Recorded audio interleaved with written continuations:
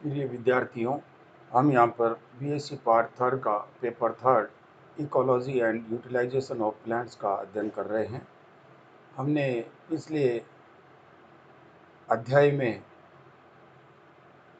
Plant responses to diverse condition या ecological adaptation of plants का अध्ययन आरंभ किया था। हमने अध्ययन के दौरान ये देखा कि पादप अपने आवास के अनुसार अपने आप को अनुकूलित करते हैं। वह कुछ अनुक्रियाओं द्वारा जो नवीनतम परिवर्तित आवास है उसमें अपने आप को सहज ही समायोजित करते हैं और इसी कारण हम अलग अलग आवास में पादपों को सहज ही अपना जीवन यापन करते हुए देखते हैं। जैसा कि हम जानते हैं कि एक जलीय आवास के जो पादप हैं वह स्थलीय आवास या डेजर्ट के पादप से अधिकाधिक भिन्नता रखते हैं, लेकिन ये भिन्नताएं उनमें किस प्रकार से परिवर्तित होती है उसका अध्ययन हम इकोलॉजिकल एडेप्टेशन के अंतर्गत करते हैं।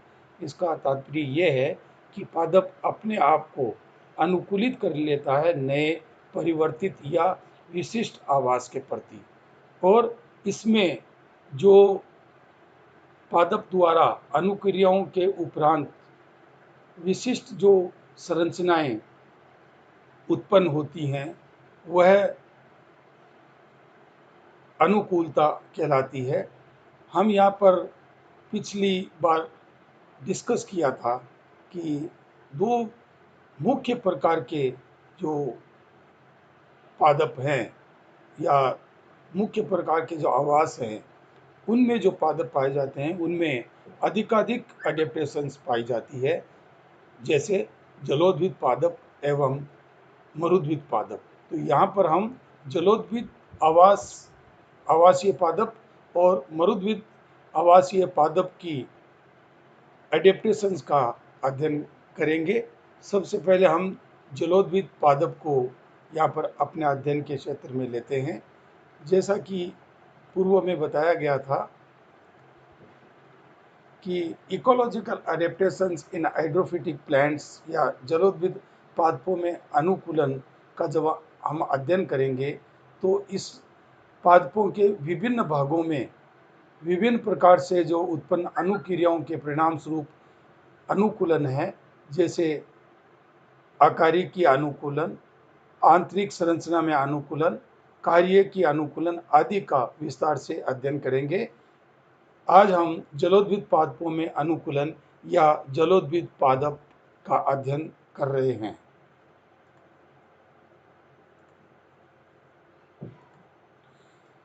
जलोद्भिद पादप का अनुकूलन करने से पहले हम देखते हैं कि जलोद्भिद शब्द कहाँ से उत्पन्न हुआ।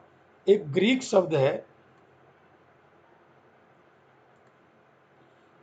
शब्द है उडोर, उसका तात्पर्य होता है वाटर, और फाइटोन का तात्पर्य होता है प्लांट यानी वाटर प्लांट, जलीय प्लांट। तो जल की आवास में पाए जाने वाले प्लांट्स जो कि जलीय प्लांट्स कहलाते हैं, उनमें किस प्रकार की संरचनाएं होती है, वो कितने प्रकार के पाए जाते हैं आदि आदि का अध्ययन यहाँ पर हम करेंगे। पूर्ण या आंशिक रूप से जल या जल से संतृप्त मृदा में उगने वाले पादपों को जलोद्भिद पादप कहते हैं, या जलीय आवास में पाए जाने वाले पादपों को जलोद्भिद पादप कहते हैं, या साधारणतया वह पौधे जो पूर्ण रूपेण से या आंशिक रूप से निमग्न स्थिति में या प्लवमान अवस्था में जलीय वातावरण में डूबे रहते हैं, जलवासी या जलोद्भिद पादप कहलाते हैं। जलीय आवास में ताजा जल एवं लवणीय जल की उपस्थिति में इनको हम दो भागों में बांटते हैं, यानी दोनों ही प्रकार के जल में पाए जाने वाले पादप एवं उनके अनुकूलनों में विविधता पाई जाती है।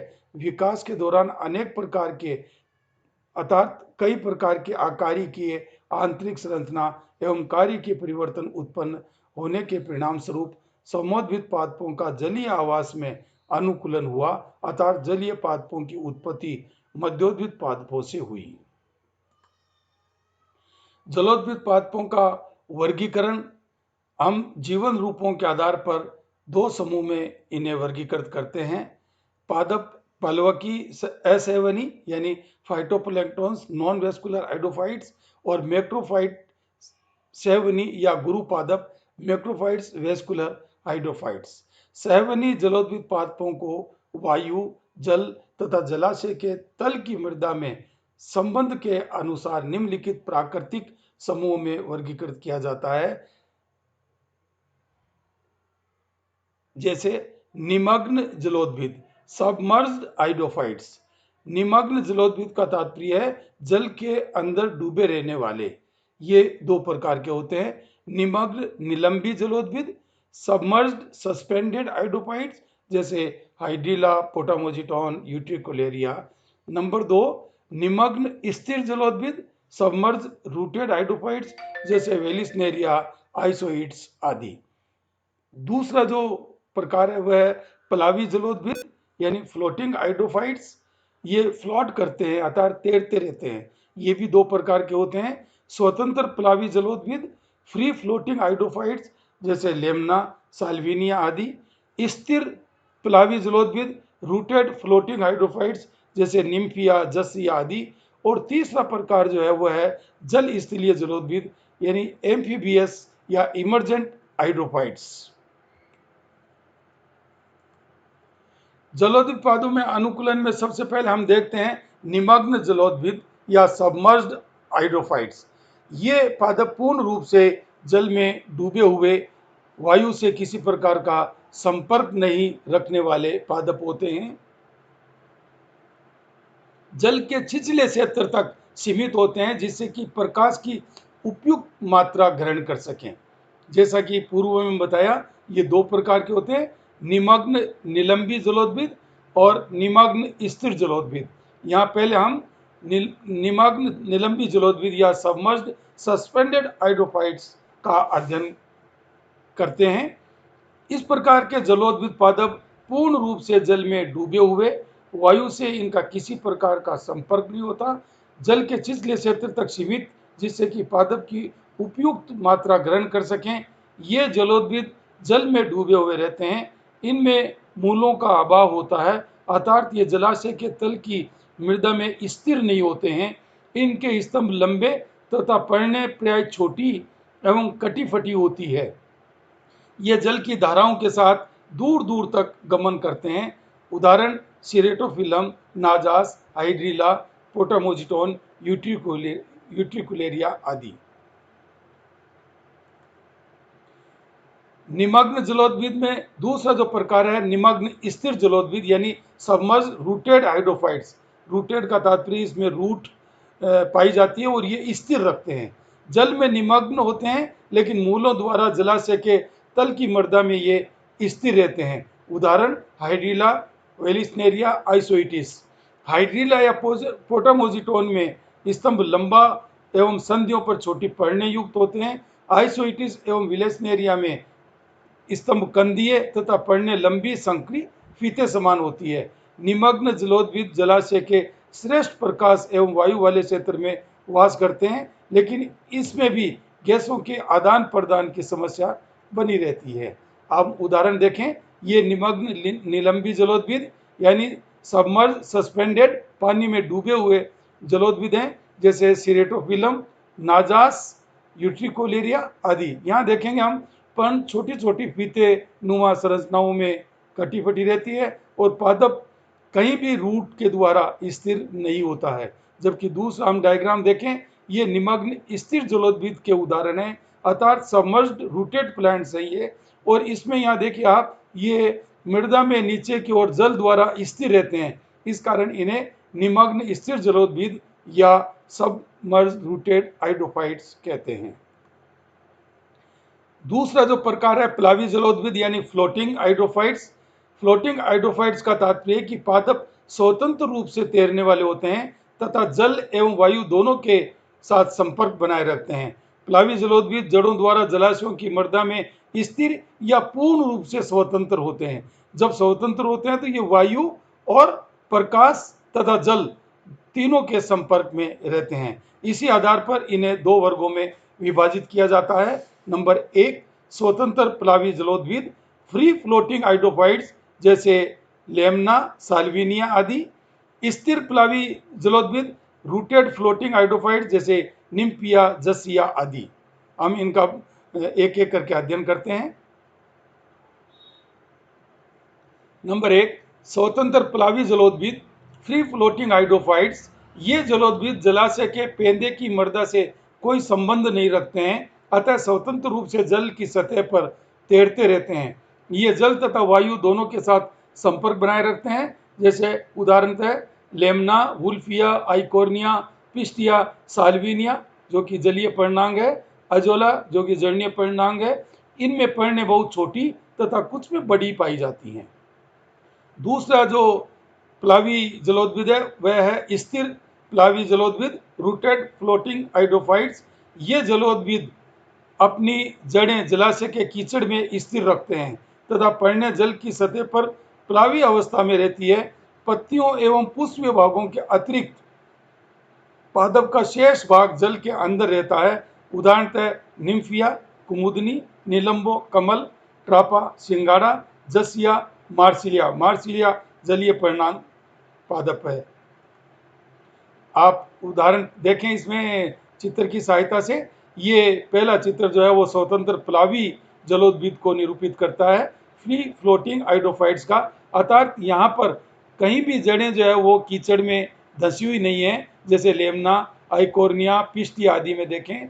ये पादप जो है वो जल की सतह पर मुक्त रूप से तैरते रहते हैं। और यहाँ देखिए आप, इनमें जो एडेप्टेशंस पाई जाती हैं उसके साथ ये ऊपर पानी की सतह पर भी पाए जाते हैं। दूसरा जो चित्र है वह स्थिर प्लावी जलोद्भिद का, अर्थात फ्लोटिंग प्लांट होते हैं, तैरने वाले प्लांट होते हैं, लेकिन रूटेड यानी जड़ों द्वारा स्थिर होते हैं, जैसे ट्रापा, निलंबो, निम्फिया आदि। यहाँ देखिए ये जड़ों में स्थिर बनाए रखते हैं, यानी कीचड़ में इनकी जड़ें फंसी हुई रहती है, लेकिन ये जल के ऊपर भी पाए जाते हैं। कहने का तात्पर्य यह है कि इनका जो पादप का पर्ण और पुष्पीय भाग है वह वायु से और प्रकाश से सीधा संपर्क में रहता है। जल स्थलीय जलोद्भिद, तीसरा जो जलोद्भिद का प्रकार है जिसे हम एम्फीबियस या इमर्जेंट हाइड्रोफाइट्स कहते हैं। एम्फीबियस का तात्पर्य यहाँ पर जल स्थलीय से, यानी दोनों ही प्रकार की अवस्थाओं में पाया जाने वाला। इन पादपों का नीचे का कुछ भाग जल में तथा शेष भाग वायु में रहता है। परकंद तथा मूल जड़ के नीचे कीचड़ में रहती है तथा प्रोतंत्र का कुछ भाग या अधिकांश भाग वायु एरियल होता है। दलदली आवास में उगने वाले पादप इसी श्रेणी में रखे जाते हैं। उदाहरणतः सेजिटेरिया, बानपत्र, रेननकुलस इक्वेटिलिस तथा मोनोकोरिया। रेननकुलस इक्वेटिलिस तथा मोनोकोरिया का कुछ भाग जल में तथा कुछ भाग वायु में रहता है और इनमें दो प्रकार की पर्णें पाई जाती है। इस अवस्था को हम विषम पर्णता कहते हैं। सिरपस तथा साइपेरस जो कि दलदली पादप के नाम से ही जाने जाते हैं का संपूर्ण प्रो भाग वायवीय होता है। अन्य उदाहरण यदि हम जल स्थलीय जलोद्भिद पादपों के लें तो टाइफा जिसे एरा कहते हैं, फ्रेगमेटिस, कोइक्स, बेकोपा, फाइला, सेंटेला जिसे बर्मी कहते हैं, जंकस आदि आदि इस जल स्थलीय जलोद्भिद के उदाहरण हैं। जलोद्भिद पादपों की पहचान या पहचान कुंजी कैसे तैयार कर सकते हैं हम? नंबर 1, स्वांगकारी अंग। तो स्वांगीकारी अंग जो है, जैसे उदाहरणतः पर्णें जो प्रकाश संश्लेषण करती है उन्हें स्वांगीकारी अंग कहते हैं। या तो जल निमग्न या जल सतह पर तैरने वाली होती हैं, इसलिए हम इन्हें जलोद्भिद श्रेणी में रखते हैं। ये दो प्रकार से विभाजित किए जाते हैं। स्वांगीकारी अंग जल में निमग्न रहते हैं, इन्हें निमग्न जलोद्भिद कहेंगे। स्वांगीकारी अंग जल सतह पर तैरते हैं तो प्लवमान जलोद्भिद कहेंगे। दूसरा जो प्रकार है वह है पादप जल पर, पादप स्वयं जल सतह पर तैरते हैं, स्वतंत्र प्लवमान जलोद्भिद। पादप की पत्तियां जल सतह पर तैरती है तथा इनकी जड़ और प्रकंद कीचड़ में धसी रहती है तो स्थिर प्लवमान जलोद्भिद कहलाते हैं। तीसरा, पादपों का प्रकंद तथा जड़ भाग नीचे जल के जल के नीचे कीचड़ में धंसा रहता है, जबकि प्रोभाग का कुछ भाग या अधिकांश भाग वायवीय होता है। इनको हम जल स्थलीय या एम्फीबियस या इमर्जेंट जलोद्भिद पादप की श्रेणी में रखते हैं। इस प्रकार हम तीनों प्रकार के, और पहले जो प्रकार हैं निमग्न और प्लवमान, उनको हम दो दो भागों में इस प्रकार से पहचान कर सकते हैं। पादपों को प्रभावित करने वाले जलीय पर्यावरण के कारक, यहाँ पर बहुत सारे कारक हैं जो जलीय पर्यावरण को प्रभावित करते हैं, और जब ये जलीय पर्यावरण को प्रभावित करते हैं तो निश्चित रूप से जल में पाए जाने वाले जलीय आवास में पाए जाने वाले पादप भी प्रभावित होते हैं। ये क्रमशः तापक्रम, प्रकाश, जल की प्रसारण सांद्रता, जल की विषाक्तता, लवणता और ऑक्सीजन एवं कार्बन डाइऑक्साइड की मात्रा जो जल में पाई जाती है, वह इस जलीय पर्यावरण को प्रभावित करते हैं और उनसे निश्चित रूप से पादप भी प्रभावित होते हैं। हम देखते हैं इनको एक एक करके। तापक्रम, पादपों को कम से कम तापक्रम बदलाव यहाँ पर जलीय वातावरण में सहना पड़ता है, क्योंकि जल ऊष्मा का कुचालक है, अतः जल को उष्ण तथा ठंडा होने में समय लगता है। इस प्रकार जलीय पादपों का विस्तारण कम प्रभावित होता है, परंतु जलीय तापक्रम पादपों की उपापचयी क्रिया हेतु महत्वपूर्ण होता है, क्योंकि यह ऑक्सीजन की सांद्रता व पोषक तत्वों पर प्रभाव डालता है। प्रकाश, जलाशय में गहराई के साथ प्रकाश तीव्रता कम होती है, जो जल में पाए जाने वाले पादपों व अन्य पदार्थों से निर्धारित होती है। जल की प्रसारण सांद्रता, जल में विद्यमान अमीनो अम्ल, कार्बनिक अम्ल, शर्करा, विटामिन आदि का विसरण द्वारा कोशिका झिल्ली से कोशिकाओं में प्रवेश करते हैं। कुछ प्रदूषक जैसे भारी वस्तुएं, अम्ल आदि जल में विलय होकर पादपों पर कुप्रभाव डालते हैं। जल की विषाक्तता, कई घरेलू अपमार्जक पदार्थ व औद्योगिक अपशिष्ट पदार्थ जल को विषाक्त कर पादपों पर विपरीत प्रभाव डालते हैं। लवणता, जल की लवणता से पीएच में परिवर्तन होने से पादपों के प्रसारण दाब पर प्रतिकूल प्रभाव पड़ता है। ऑक्सीजन एवं कार्बन डाइऑक्साइड की मात्रा, जलीय माध्यम में ऑक्सीजन की मात्रा कम होती है, साथ ही विसरण दर भी कम होती है, अतः दोनों गैसें पादपों की उपापचयी क्रियाओं पर परोक्ष प्रभाव डालती है। इस प्रकार हम देखते हैं कि जलोद्भिद पादप जो जलीय आवास में पाए जाते हैं, उनका हम वर्गीकरण किस प्रकार से करते हैं, वह कितने प्रकार के पाए जाते हैं, जिससे कि हम उनकी जो इकोलॉजिकल एडेप्टेशन है उनका हम जब अध्ययन करें तब हमें ये वर्गीकरण सहायक सिद्ध हो। आज का क्लास वर्क, लघु उत्तरात्मक प्रश्न नंबर 1, जलोद्भिद पादपों को परिभाषित कीजिए। नंबर 2, निमग्न निलंबित जलोद्भिद पादप के 2 उदाहरण दीजिए। प्लावी जलोद्भिद पादप के 2 उदाहरण दीजिए। टिप्पणियां लिखिए। निमग्न जलोद्भिद, सबमर्ज हाइड्रोफाइट्स। नंबर नेक्स्ट, पादपों को प्रभावित करने वाले जलीय पर्यावरण के कारक। और नंबर नेक्स्ट, जल स्थलीय जलोद्भिद यानी एम्फीबियस या इमर्जेंट हाइड्रोफाइट्स। हम आगे इसी माध्यम से फिर मिलेंगे। धन्यवाद।